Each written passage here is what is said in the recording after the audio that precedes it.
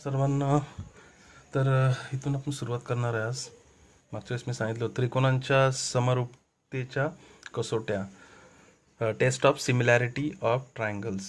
म्हणजे दोन त्रिकोण जे आहेत ते समरूप आहेत, तर त्यासाठी कोणत्या कसोट्या वापरायच्या, तर ते काय आहे त्याच्याबद्दल माहिती बघा थोडीशी आपण वाचू.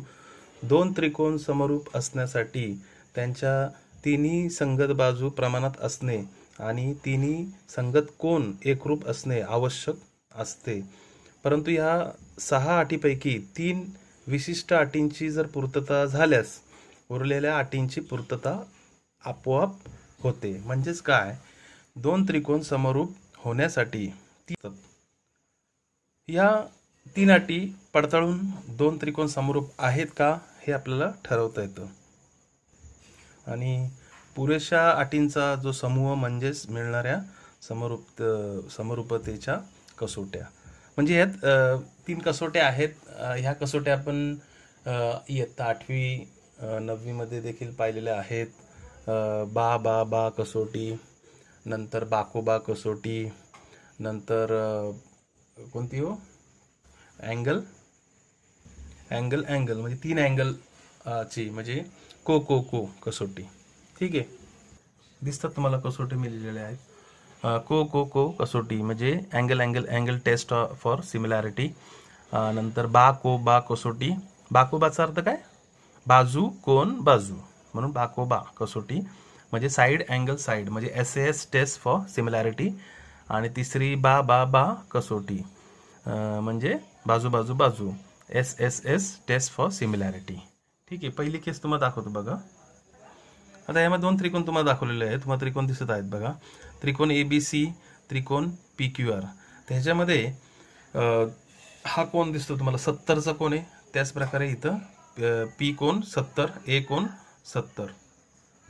नंतर B कोण दिसतो तुम्हाला. B कोण 60 आहे, Q कोण 60 आहे आणि C कोण 50 आहे आणि R कोण 50 आहे. म्हणजे हा कोण A आणि P हे कसे आहेत, एकरूप आहेत. त्याच प्रकारे 60 म्हणजे कोण B आणि कोण Q हे एकरूप आहेत.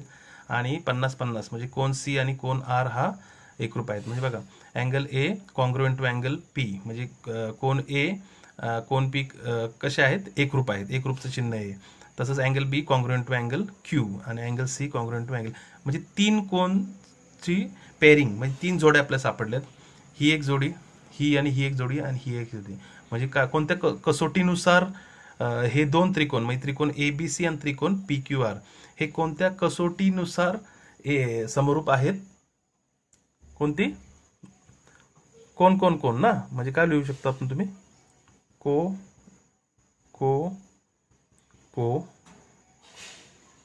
कसोटी नुसार, म्हणजे पूर्ण वाक्यात लिहा.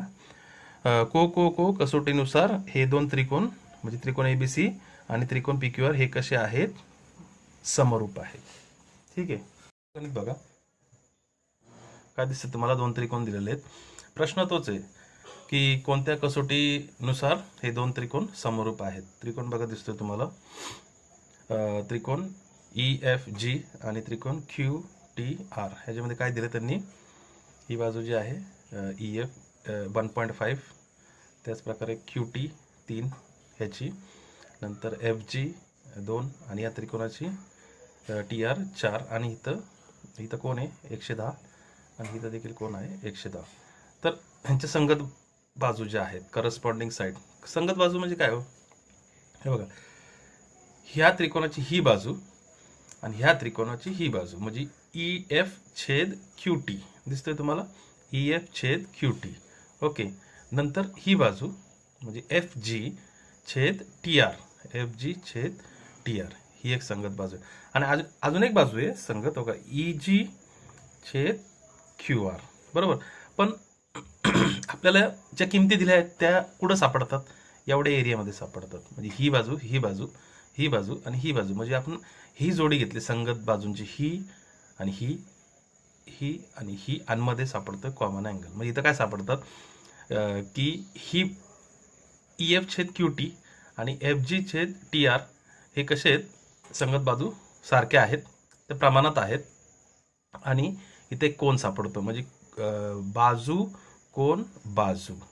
आलं लक्षात. म्हणजे ते कोणतं येईल, बाजू कोन बाजू. म्हणजे आपण काय लिहू शकतो, बा को बा. कोणत्या कसोटीनुसार, बा को बा म्हणजे अँगल, नाही sorry, side angle side, SAS test. म्हणजे आपण कोणत्या कसोटीनुसार सिद्ध केलं, बा को बा कसोटीनुसार हे दोन त्रिकोण कसे आहेत, हे दोन त्रिकोण कसे आहेत, हे चिन्ह ते बघा समरूप आहेत. ठीक आहे. अजून एक गणित बघा. दोन त्रिकोण दिले तुम्हाला, टी यू व्ही आणि दुसरा कोणता, DEF. हे त्रिकोण म्हणजे ही बाजू, ही बाजू, नंतर ही बाजू, ही बाजू, ही बाजू, ही बाजू, अशी. म्हणजे याची संगत बाजू जर आपण काढल्या, संगत बाजूंचा गुणोत्तर काढला तर काय येईल बघा, TU. हे काय, TU छेद D. TU ला ही बाजू संगत बाजू, नंतर UV कुठे, UV ला EF येईल, UV ला ही बाजू, याला ही बाजू, छेद हे दोन गुणोत्तर. आता तिसरा गुणोत्तर काय, हा TV ला कोणती बाजू येईल, DF येईल. तर ह्या संगत बाजूंचा आपण गुणोत्तर काढला आणि असं दिसलं आपल्याला की हे तिन्ही संगत बाजूंचा जो रेशिओ आहे, गुणोत्तर आहे, ते प्रमाणात आहेत. आणि त्यामुळं बाजू बाजू बाजू म्हणजे अँगल अँगल अँगल म्हणजे बा बा बा कसोटीनुसार हे दोन त्रिकोण TUV एक समरूप, त्रिकोण DF कोणत्या कसोटीनुसार, बा बा बा म्हणजे साईड साईड साईड, SSS टेस्टनुसार. अशा ह्या कसोट्या आहेत. आणि संगत बाजू आपल्याला काढता यायला पाहिजे. ठीक आहे. आता याच्यावर आधारित प्रश्न 1.3 मध्ये बघा. प्रश्न काय आहे, आकृतीमधील त्रिकोण समरूप आहेत का, आणि जर असतील तर ते कोणत्या कसोटीनुसार. ठीक आहे. मग दोन त्रिकोण तुम्हाला दिसतात, त्रिकोण PQR आणि त्रिकोण LMN. आणि त्यांच्या संगत बाजूंच्या व्हॅल्यूज, किमती दिलेल्या आहेत. याची 6 आहे किंमत, या बाजूची 8, या बाजूची 10, या त्रिकोणामध्ये ही 3 आहे, ही 4 आहे, ही 5 आहे. तर आपण पहिले काय करायचं, संगत बाजूंचा गुणोत्तर काढू, संगत बाजू काढू. म्हणजे कोणते त्रिकोण कन्सिडर केलं, PQR म्हणजे त्रिकोण PQR व त्रिकोण LMN. ठीक आहे. तर कसं येईल बघा, ह्या बाजूला ही बाजू म्हणजे PQ छेद LM बरोबर, म्हणजे एक जोडी. आता दुसरी जोडी काय येईल, हे बघा इथून पण तुम्ही काढू शकता बघा, PQ हे जे दोन आणि ह्याचे दोन, ही एक सोपी आयडिया आहे. म्हणजे PQ छेद LM ही एक जोडी काढली आपण, दिसते तुम्हाला. आणि आता बघा हे दोन घेतले, हे दोन QR आणि इकडचे दोन MN, म्हणजे काय येईल, QR छेद MN. आलं लक्षात. आणि अजून एक कोणता राहतो, ते कोणता दिसतो तुम्हाला, हा दिसतो नाही बघा, ह्याला हे, मग ह्या बाजू QR ला MN, आणि आता हा PR ला कोण येईल, हा LN. आलं का लक्षात. म्हणजे हे काढण्याची सवय आपल्याला पाहिजे. ह्या आहेत संगत बाजूंचा गुणोत्तर, रेशिओ ऑफ करस्पॉन्डिंग साइड्स. ठीक आहे. आता आपल्याला काय किमती अवेलेबल आहेत हे बघा. पहिलं रेशिओ काय आहे, पहिला गुणोत्तर काय आहे, PQ. एक मिनिट, दिसतंय तुम्हाला, PQ छेद LM. PQ छेद, आता PQ ची किंमत किती आहे, PQ 6 छेद LM किती आहे तुम्हाला दिसतोय, 3 दिसतोय.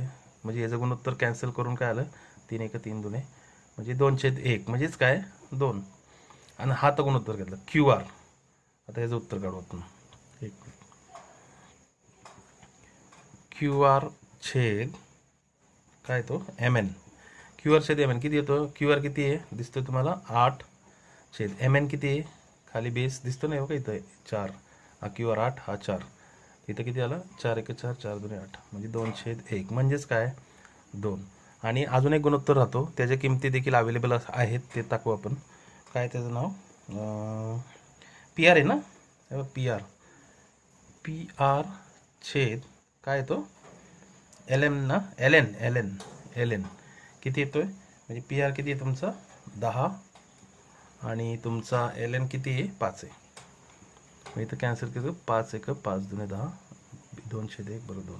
म्हणजे याचा अर्थ आपल्याला काय दिसलं याच्यामध्ये की तुमच्या जे तुम्ही रेशोज काढले संगत बाजूंचा गुणोत्तर काढले, म्हणजे हा पहिला गुणोत्तर, हा बघा हा ह्याचं उत्तर काय आलं 2.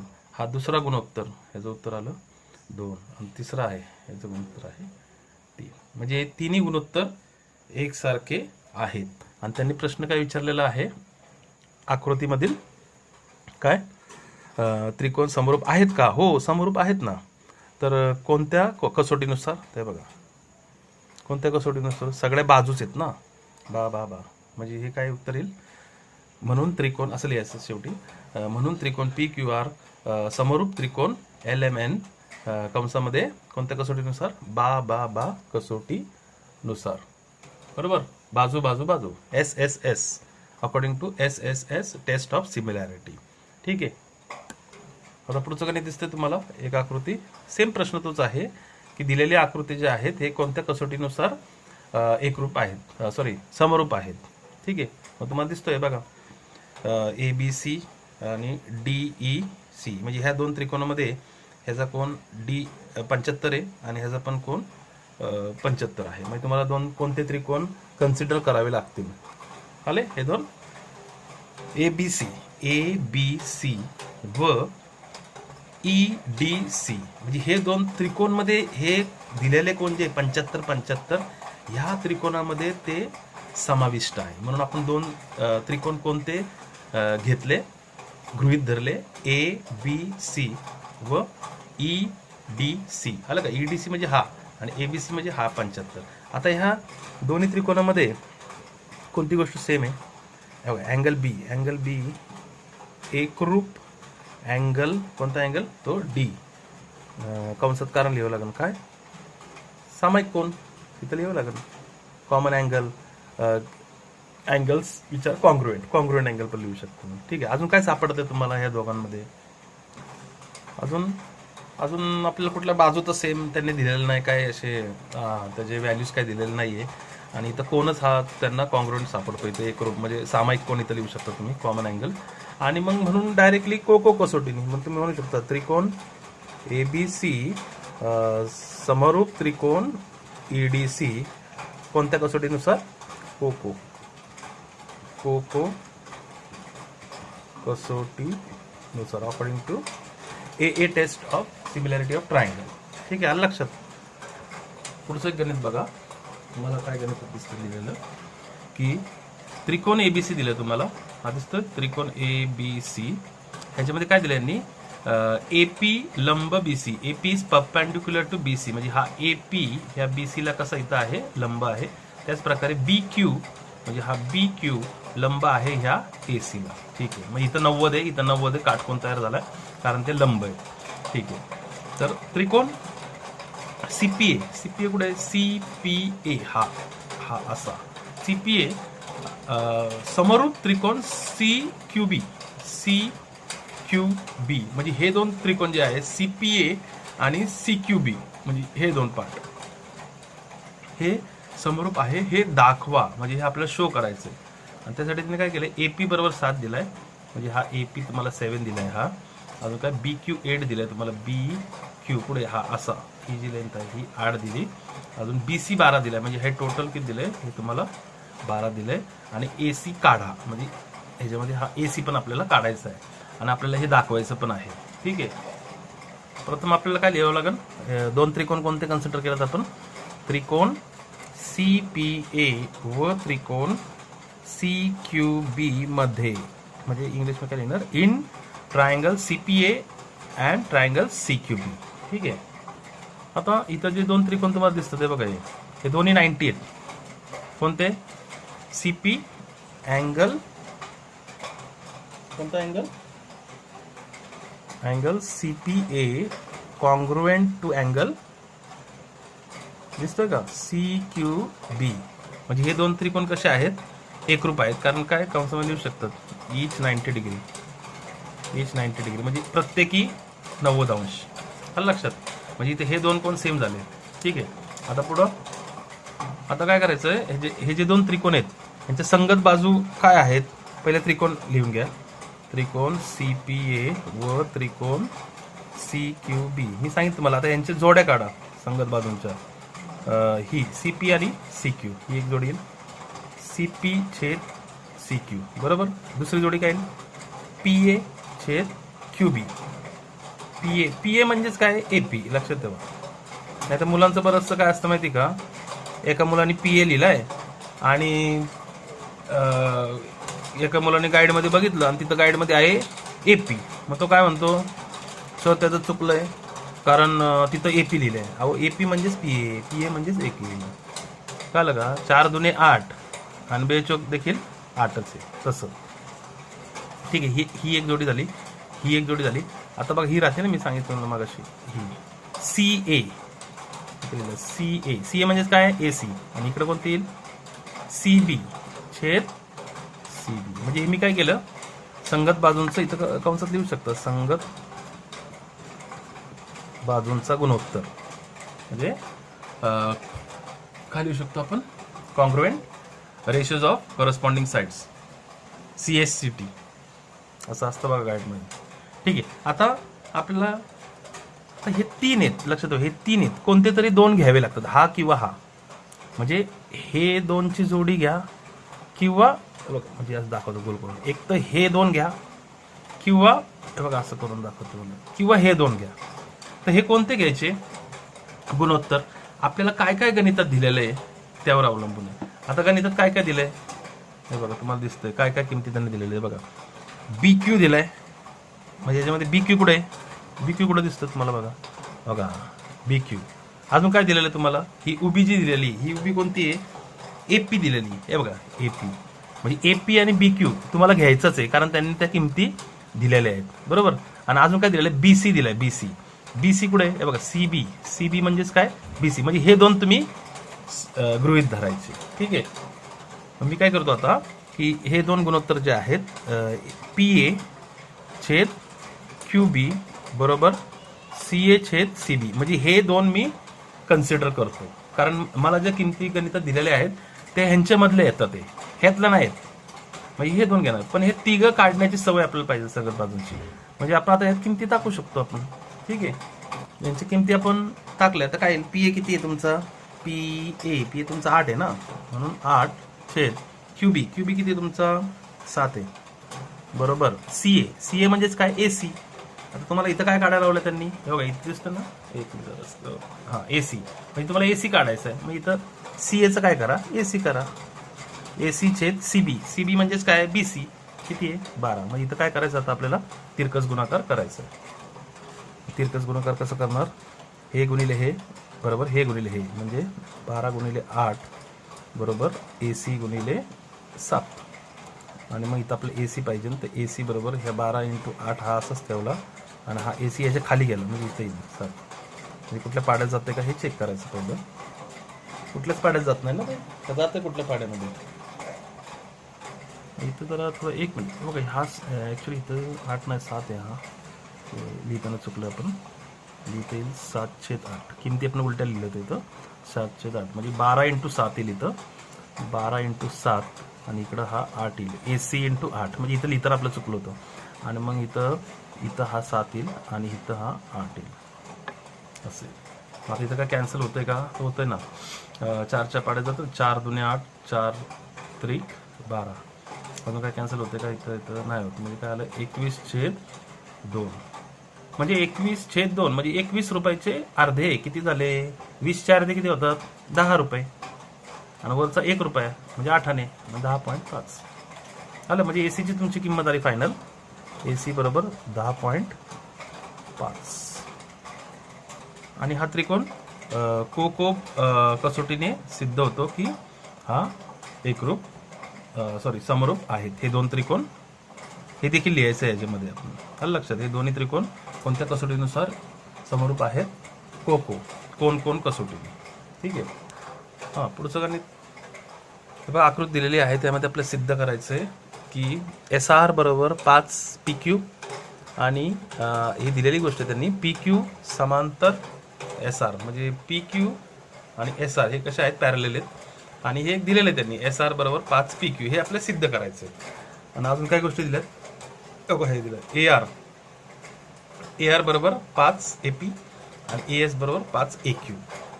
आता इथं कोणते तरी दोन त्रिकोण आपल्याला हे सिद्ध करायचे, तर ह्यासाठी दोन त्रिकोण कुठले तरी आपल्याला गृहीत धरावे लागतील. ठीक आहे.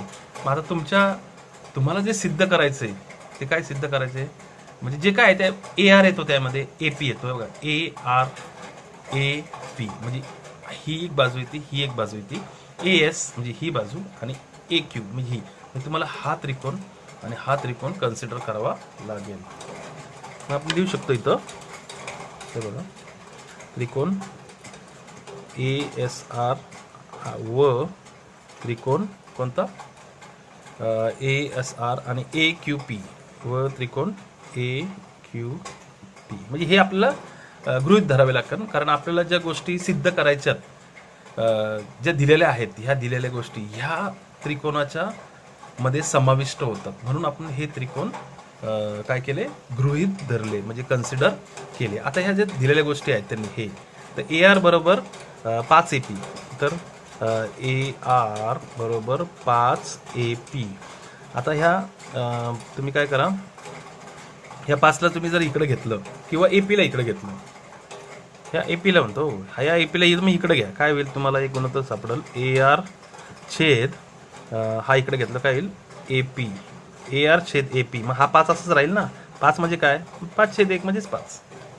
आणि हे दुसरावाला हा घे, AS बरोबर 5AQ. मग ह्या AQला इकडं सरकवा ह्याच्या खाली, तर काय होईल AS छेद AQ बरोबर इथं पण काय राहील 5. बरोबर, म्हणजे हा गुणोत्तर 5 येतोय आणि हे जे आहे संगत बाजूंचं गुणोत्तर हे देखील 5 येतोय.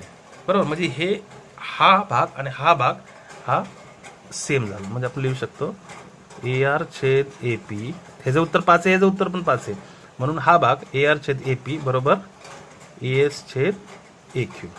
आलं का. हे स्टेप 1 2 काहीतरी ताकद आहे, तर 1 लिहिलं ना, मी समजा इथं 1 लिहितो मी, तर मग 1 वरून काय इथं लिहू शकता 1 वरून. हे गाईडमध्ये असतात, या गोष्टी छोट्या आहेत. ठीक आहे.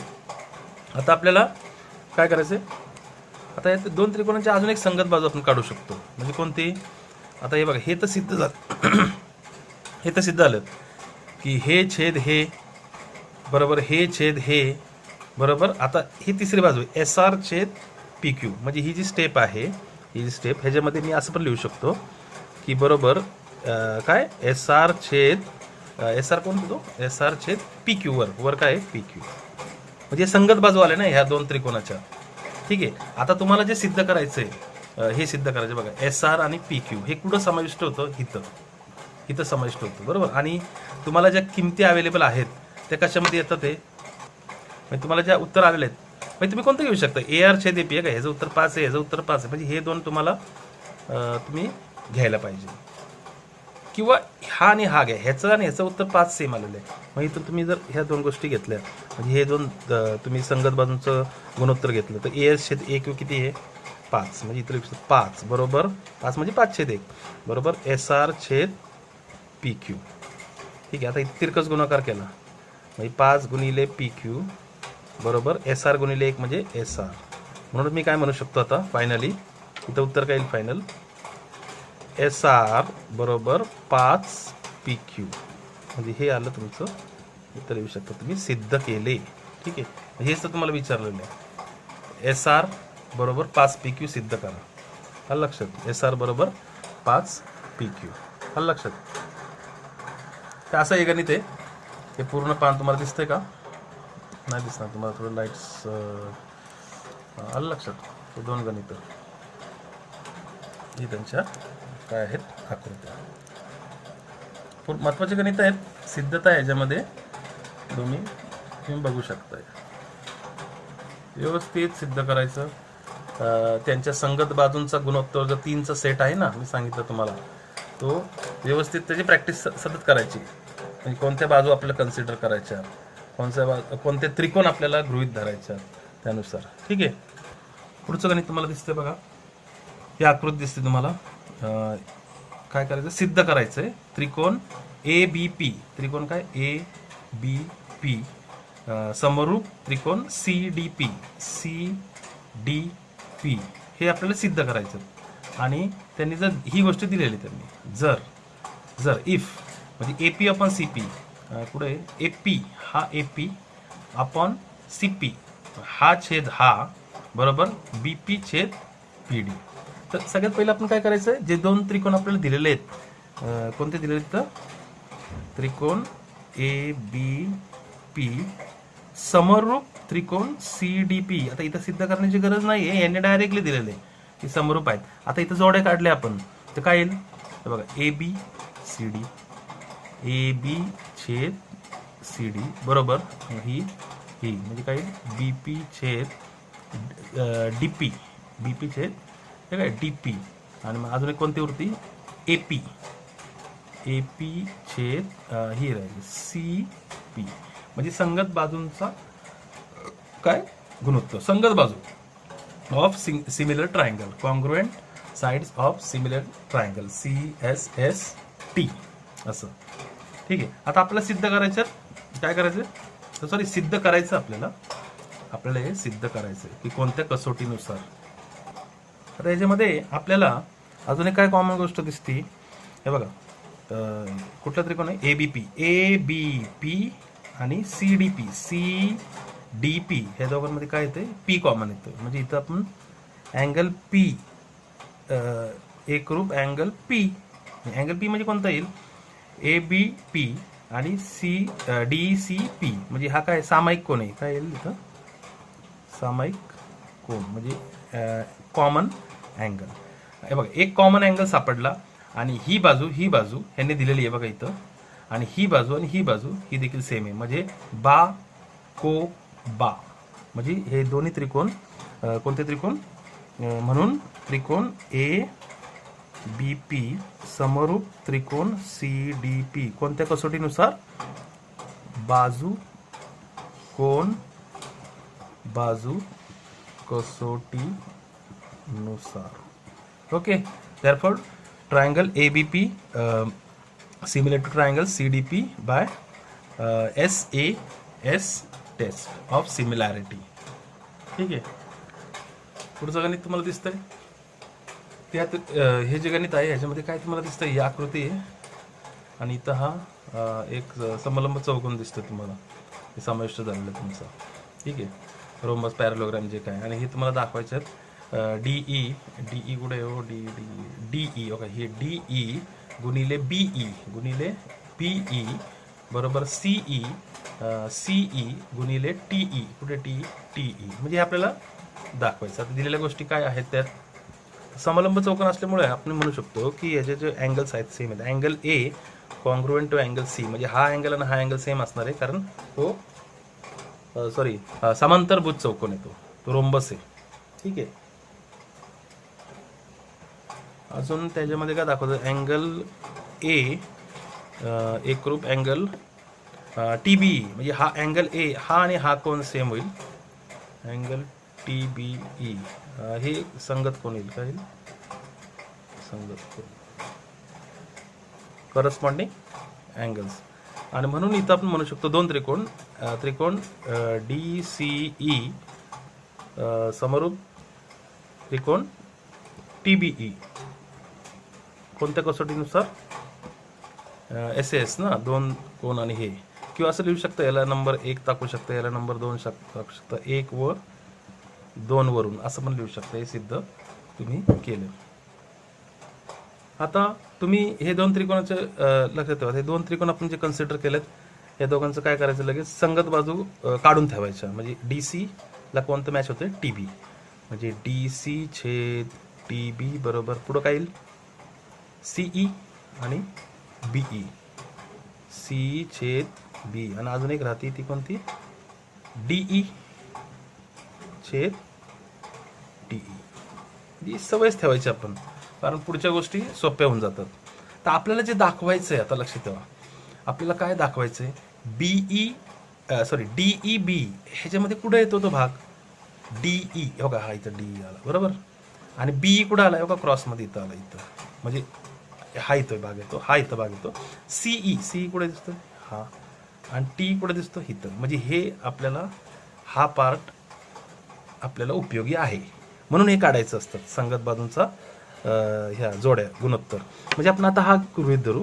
म्हणून सीई छेद बीई बरोबर डीई छेद टीई आणि यांचा तिरकस गुणाकार केला आपण. मग तिरका गुणाकार केला काय होईल, सीई गुणिले टीई बरोबर हे गुणिले हे म्हणजे बी गुणिले डी. आणि हेच तर आपल्याला पाहिजे, हेच तर त्यांनी विचारलं सिद्ध करा. हे बघा इथं दिसतं का तुम्हाला, बीई गुणिले डीई गुणिले बीई, हे काय डीई गुणिले बीई बरोबर सीई गुणिले टी, सी गुणिले टी. आणि इथं लिहायचं मग सिद्ध केले. आलं लक्षात, फार सोपं आहे. त्रिकोण कोणते आहेत ते बघावे, त्यासाठी दिलेल्या गोष्टी गणितात काय आहेत ते कोणत्या त्रिकोणामध्ये येतात ते पहिले त्रिकोण ठरवावे. आणि त्यानंतर त्रिकोण ठरवल्यानंतर ह्या 3 जोड्या कळलं का, संगत बाजूंचा गुणोत्तर म्हणजे तुमचे corresponding sides of the congruent triangle किंवा सिमिलर ट्रायंगल जे काय ते जोड्या तयार करून ठेवायच्या. आणि नंतर ॲटोमॅटिकली आपल्याला कळतं आपल्याला जे पाहिजे ते कोणत्या भागात येतंय आणि तो भाग फक्त साईडला घ्यायचा आणि त्यांचा जे काय इथं एक केसमध्ये क्रॉस झालेलं आहे, काही गणितामध्ये इथं किमती दिल्या असतील, या किमती टाकल्या की ते उत्तर भेटतं. असं एवढं सोपं आहे ते. दिसतं तुम्हाला, हे अगोदरचं गणित होतं. हे बघा, हे सिद्धता आहे, सिद्धता सर्व सिद्धता आहे. म्हणजे आता ह्या भागमध्ये सिद्धताचा पार्ट होता.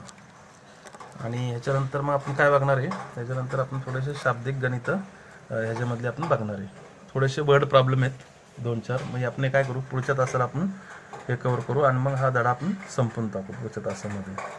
ठीक आहे, हे सगळं तुम्ही अभ्यास करायचा. हे जरा वेगळं असं थोडंसं दाखवण्यासाठी तुम्हाला वेगळं ट्राय करा. ठीक आहे, ओके. आपण आता इथंच थांबू. पुढच्या तासामध्ये हा धडा आपण कव्हर करून टाकू, म्हणजे पूर्ण करून टाकू.